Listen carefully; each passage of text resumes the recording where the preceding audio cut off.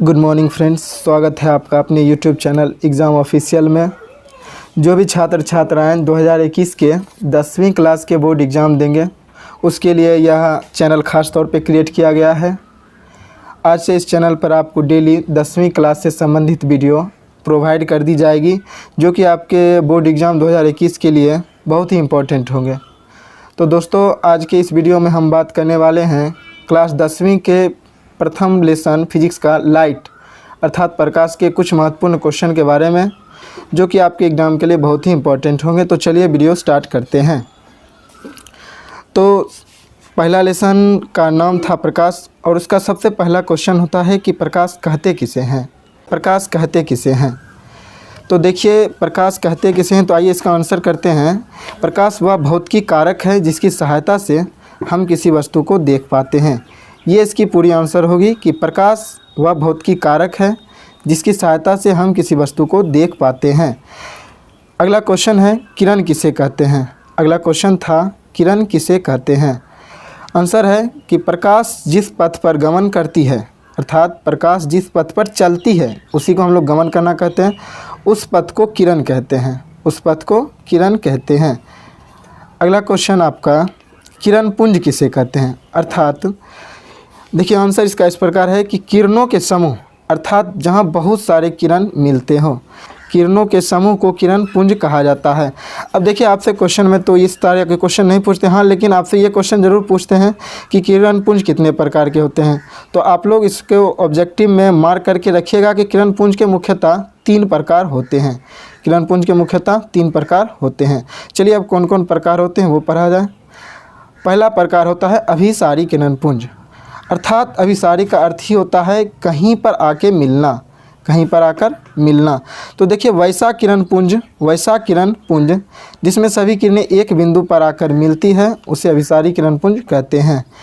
अब देखिए, इस तरह के क्वेश्चन आपके एग्ज़ाम में बहुत तरह से ऑब्जेक्टिव पूछे जाते हैं कि जहाँ सारी किरण पुंज एक प्रकार से आकर मिलती है तो उसे क्या कहते हैं। तो वो आपके अभिसारी किरण पुंज होते हैं।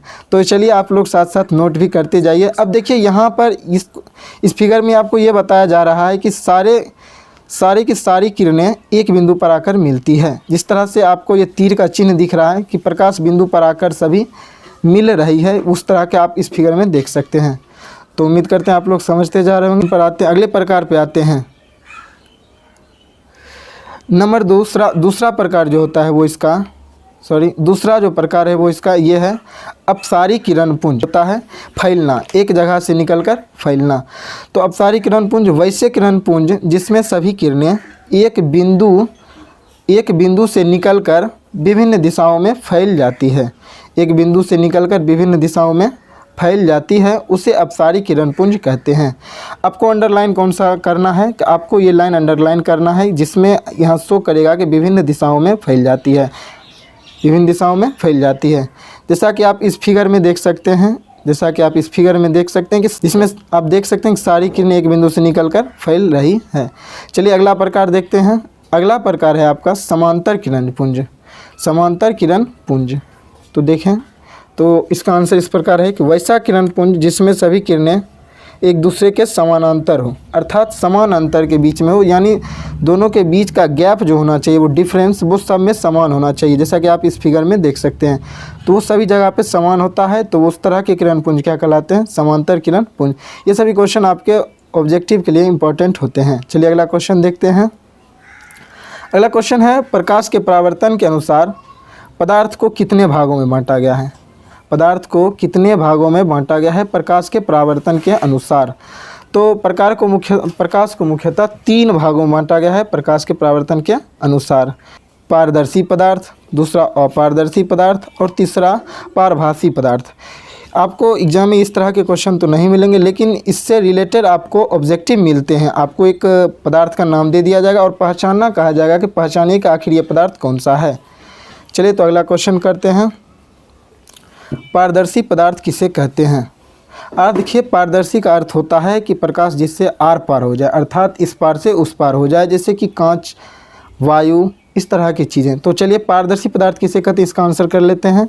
तो वैसा पदार्थ जिसमें से प्रकाश की किरणें आर पार हो जाए अर्थात बिना रुकावट के इस पार से उस पार हो जाए, तो उस तरह के पदार्थ जो होते हैं आपके पारदर्शी पदार्थ कहलाते हैं। चलिए कुछ एग्जाम्पल जैसे में कर लेते हैं, जैसे में कांच, जल, हवा इत्यादि। कांच, जल, हवा इत्यादि इत्यादि आप लोग लिखते चलें। अगला प्रकार होता है पदार्थ के परावर्तन के अनुसार अपारदर्शी पदार्थ।